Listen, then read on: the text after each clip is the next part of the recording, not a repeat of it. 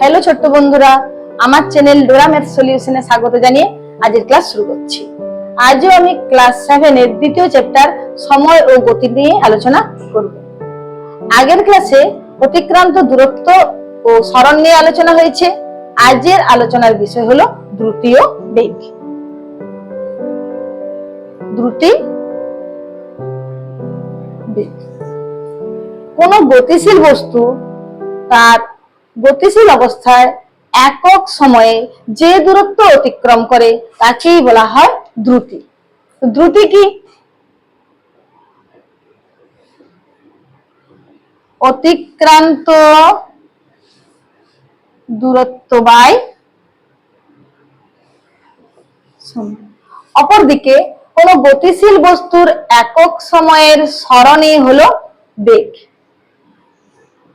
বেগ সমান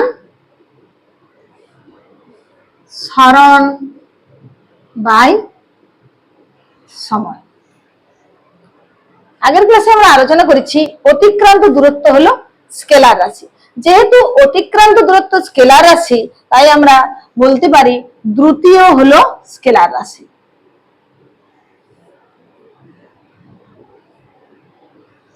যেহেতু সরণ ভেক্টর রাশি, তাই বেগও ভেক্টর রাশি।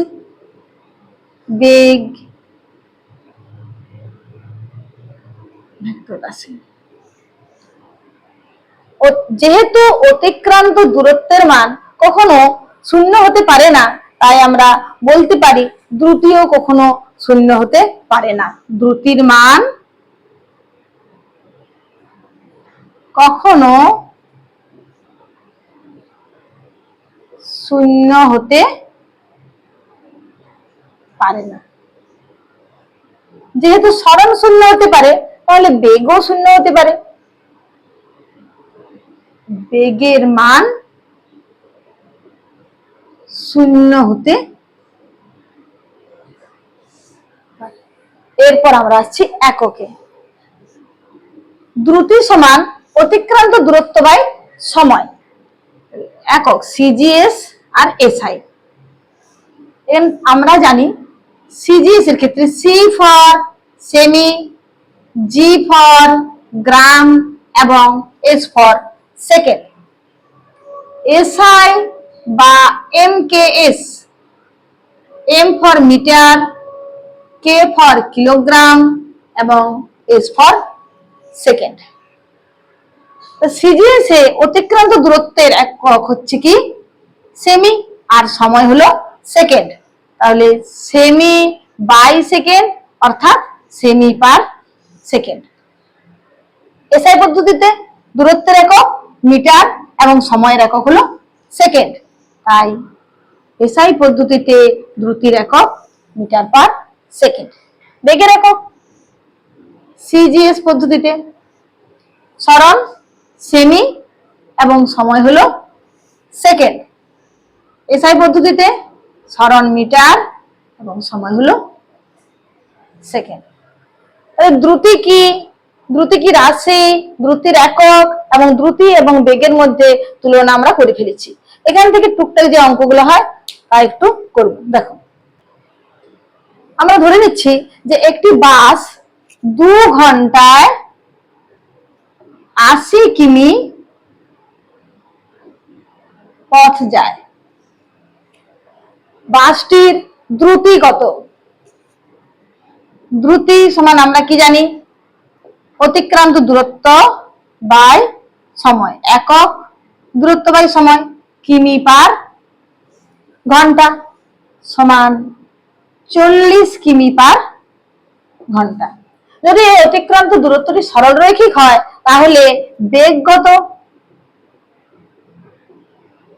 80/2 কিমি পার ঘন্টা সমান 40 কিমি পার ঘন্টা। আমরা যদি বাসে যাই বা মোটর বাইকে যাই বা তুমি যদি সাইকেল চালিয়ে স্কুলে আসো, প্রথমে কি হয় বলতো? আস্তে আস্তে তুমি তোমার বেগটা বাড়াও, অর্থাৎ প্রথমে তুমি স্থির থাকো, আস্তে আস্তে বেগ বাড়াও এবং একটা নির্দিষ্ট বেগে গিয়ে যেখানে যাওয়ার তোমার প্রয়োজন হবে, তুমি ধরো স্কুলেই যাও সাইকেলে করে, তখন স্কুলে গিয়ে পৌঁছাও, তখন কি করো? আস্তে আস্তে তোমার বেগটা কমাও। যদি হঠাৎ করে ব্রেক কষো তাহলে কি হবে? সাইকেল থেকে পড়ে যাবে। কি হয়, আস্তে আস্তে বেগটা বাড়াও, একটা স্থির বেগে যাও এবং আস্তে আস্তে বেগটা তুমি তোমার কমাও।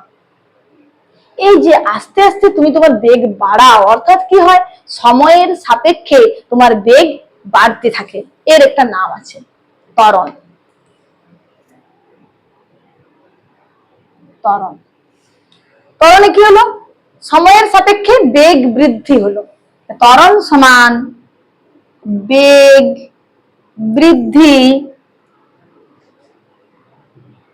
বাই সময়। তুমি যখন স্কুলে পৌঁছে গেছো কি করলে, আস্তে আস্তে বেগ কমিয়ে সাইকেলকে তুমি থামালে, কি হলো, বেগ তোমার হ্রাস পেল, সময়ের সাপেক্ষে বেগ হ্রাস পেয়েছে, একে বলা হয় মন্দন। মন্দন সমান বেগ হ্রাস বাই সময়। ত্বরণ যদি বলি আমরা, তাহলে বেগ বৃদ্ধি বাই সময়, বেগ সমান সরণ বাই সময়, বেগটা সরণ বাই সময়, আর পাশে কি আছে, 1 বাই সময়। আমরা যদি ত্বরণের একক নির্ণয় করি তখন কি করতে হবে, সেক্ষেত্রে দেখো ত্বরণের একক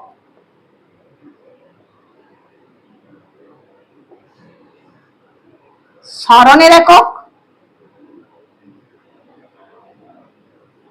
বাই সময়ের একক ইন্টু সময়ের একক। অর্থাৎ ত্বরণের এককের ক্ষেত্রে সময়ের একক দুবার আসছে। এখান থেকে একটা প্রশ্ন আসতে পারে, ত্বরণের এককে সময়ের একক দুবার আসে কেন, বা এরকম বলা হয় যে প্রতি সেকেন্ড কথাটা দুবার ব্যবহার করা হয় কেন। একবার কি হয়েছে বলো, বেগ বোঝানো হয়েছে, আর একবার বেগ বৃদ্ধির হার বোঝানো হয়েছে।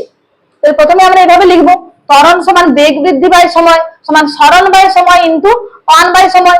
এবার যদি একক হয়, ত্বরণের একক সমান সরণের একক বাই সময়ের একক ইন্টু সময়ের একক। এবার আমরা লিখবো যে ত্বরণের এককে প্রতি সেকেন্ড কথাটি দুবার আসে, একবার বেগ বোঝাবার জন্য আর একবার বেগ বৃদ্ধির হার বোঝাবার জন্য। এটা গাণিতিক ক্যালকুলেশন, মানে একটা সমীকরণ গঠন করে দেখাচ্ছি, দেখো।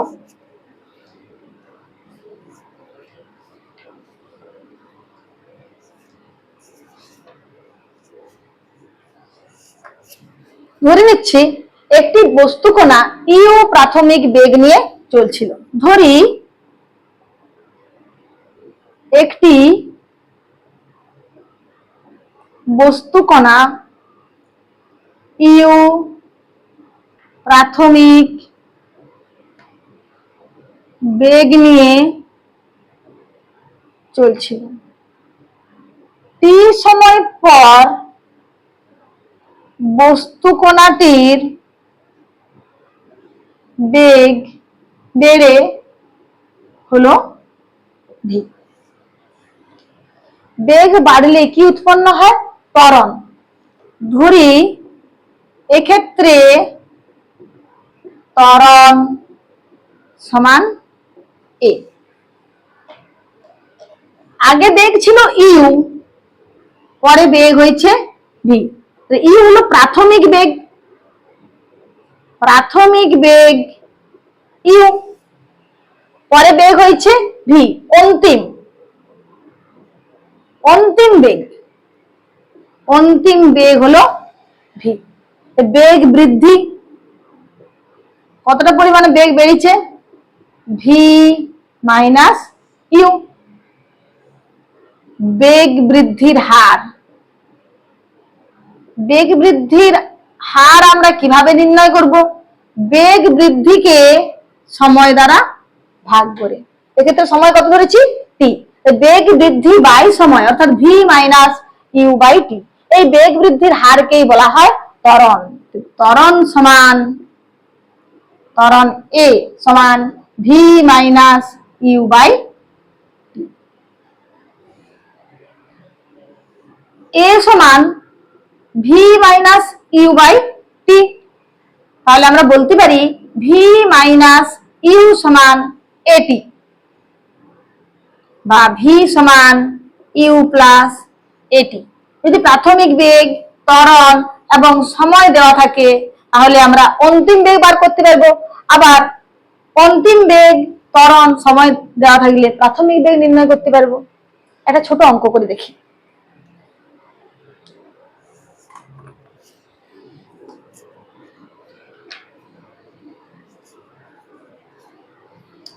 এটা তোমাদের বইয়েরই অঙ্ক এবং পরীক্ষায় পড়েও থাকে। অঙ্কটা কি? প্রথমে তোমার বেগ ছিল প্রতি সেকেন্ডে 5 মিটার, অর্থাৎ 5 মিটার পার সেকেন্ড। 3 সেকেন্ড পর তোমার বেগ হলো 8 মিটার পার সেকেন্ড। তোমার ত্বরণ কত? একটু আগে আমরা একটা সমীকরণ নির্ণয় করেছি, a সমান V minus you by T. এক্ষেত্রে ভি কত, পরে বেগ কত হয়েছে 8 মিটার পার সেকেন্ড, ইউ সমান 5 মিটার পার সেকেন্ড, টি সমান 3 সেকেন্ড, এ সমান 8 মাইনাস 5 বাই 3 একক মিটার পার সেকেন্ড স্কয়ার।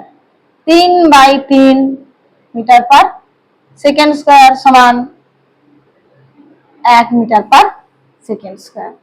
ত্বরণ সমান 1 মিটার পার সেকেন্ড স্কয়ার।